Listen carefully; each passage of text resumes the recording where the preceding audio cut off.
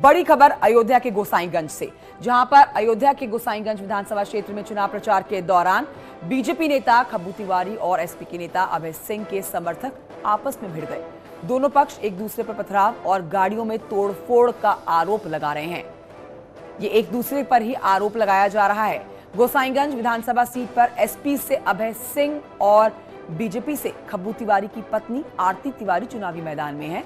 विवाद के बाद आरोप है कि एसपी कार्यकर्ताओं ने महाराजगंज थाने में पथराव भी किया।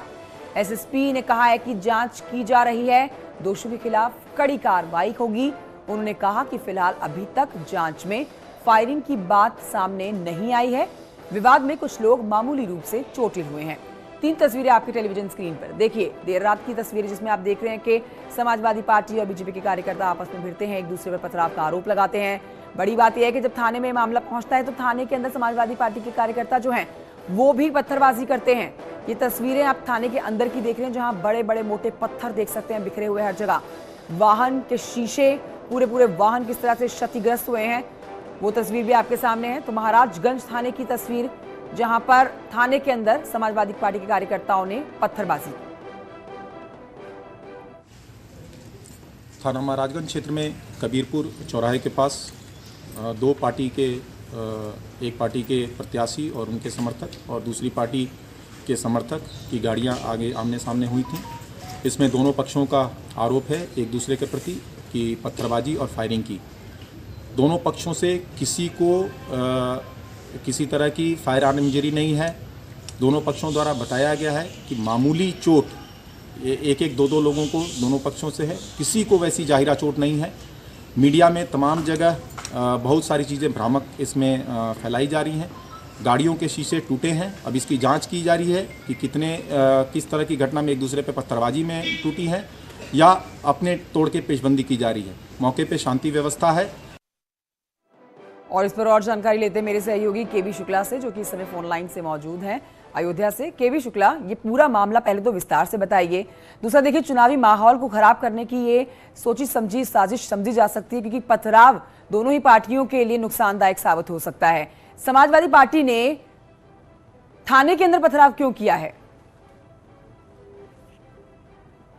तो ये बड़ा सवाल है कि समाजवादी पार्टी के कार्यकर्ता किस तरह से थाने के अंदर पथराव करते हैं। ऐसा क्यों? चुनावी माहौल को खराब करने की आखिर क्यों कोशिश की जा रही है? गोसाईगंज इलाके की ये घटना है, जहां पर बीती रात एक दूसरे पर पत्थरबाजी की गई है और आरोप लगाए गए हैं बीजेपी और समाजवादी पार्टी के कार्यकर्ताओं की तरफ से।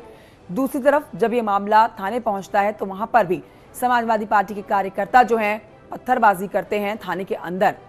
लाल घेरे में आप देखिए, मोटे मोटे पत्थर ईंट थाने के अंदर बरसाए गए हैं। किस तरह से गाड़ियां क्षतिग्रस्त हुई हैं वो भी हम आपको एक्सक्लूसिव तस्वीरें दिखा रहे हैं। फिलहाल ये बेहद एक्सक्लूसिव तस्वीरें थाने के अंदर की। थाने के अंदर पत्थरबाजी समाजवादी पार्टी के कार्यकर्ताओं पर आरोप लग रहा है कि समाजवादी पार्टी के कार्यकर्ताओं ने थाने के अंदर पत्थरबाजी की। थाने के बाहर की जो पत्थरबाजी है उसमें दोनों ही पार्टियां एक दूसरे पर आरोप लगा रही हैं। गाड़ियों के शीशे टूटे हुए हैं, गाड़ियां पूरी तरह से क्षतिग्रस्त हो रखी हैं।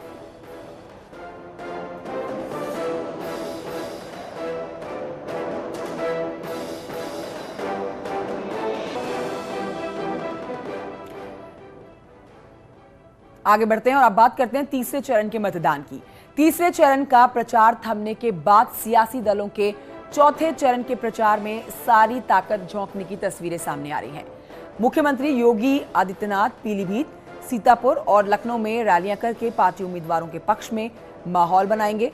समाजवादी पार्टी अध्यक्ष और पूर्व मुख्यमंत्री अखिलेश यादव भी पीलीभीत में रहेंगे, सीतापुर में रहेंगे, साथ ही हरदोई और लखीमपुर खीरी में उनकी ताबड़तोड़ रैलियां हैं। तो आज स्टार प्रचारक एक बार फिर से जनता के बीच में ताबड़तोड़ जनसभाएं करेंगे और एक बार फिर से वोट करने की अपील की जाएगी तमाम दिग्गजों की तरफ से। तो हर दिन आप देख रहे हैं चुनावी रैलियों का मेला लगा हुआ है। एक के बाद एक ताबड़तोड़ चुनावी रैलियां की जा रही हैं।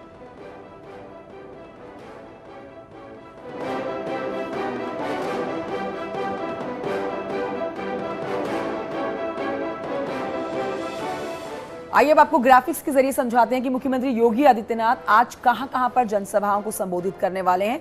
तो देखिए, सबसे पहली जो उनकी जनसभा होने वाली है वो ठीक सुबह 11 बजे है।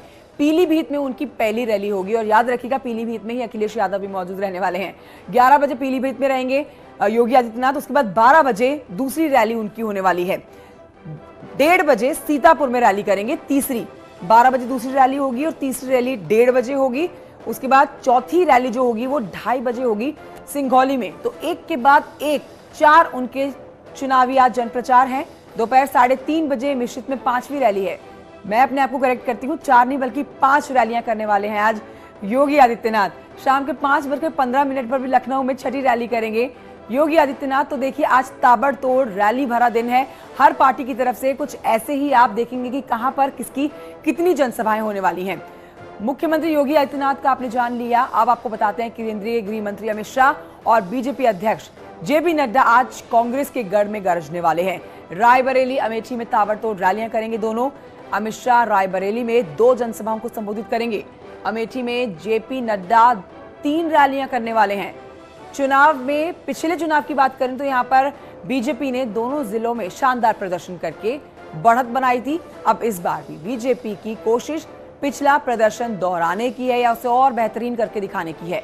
कांग्रेस महासचिव की बात करें तो कांग्रेस महासचिव प्रियंका गांधी वाड्रा भी आज रायबरेली में डोर टू डोर कैंपेन करेंगी, नुक्कड़ सभाएं करेंगी। रायबरेली में कांग्रेस के 2 विधायक आदिति सिंह और राकेश सिंह बीजेपी का दामन थाम चुके हैं।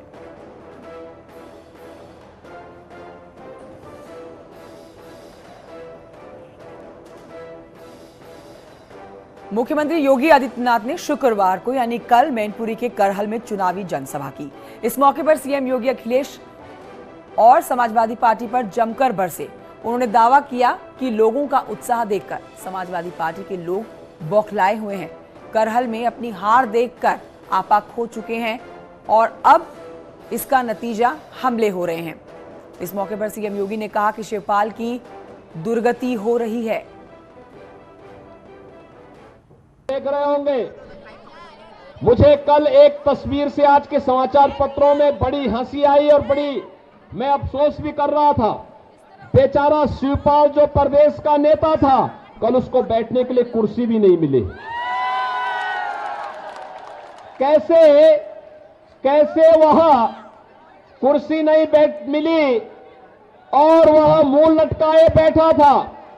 क्या दुर्गति थी उसकी।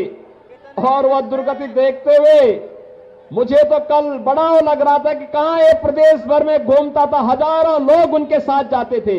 नेताजी का प्रमुख सिपा सालार हुआ करता था और कल उस बेचारे को कुर्सी का हत्ता मिला बैठने के लिए, कुर्सी का हत्ता।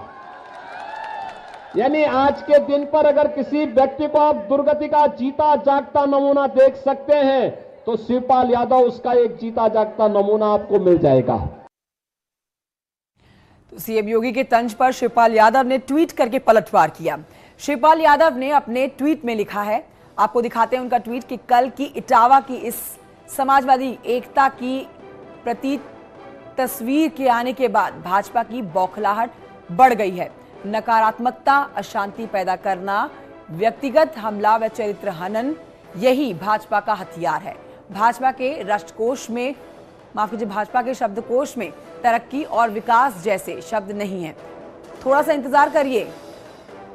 10 मार्च भाजपा साफ, ये आप हैशटैग भी उन्होंने अपने ट्विटर में इस्तेमाल किया, जो हैशटैग समाजवादी पार्टी की तरफ से चलाया जा रहा है।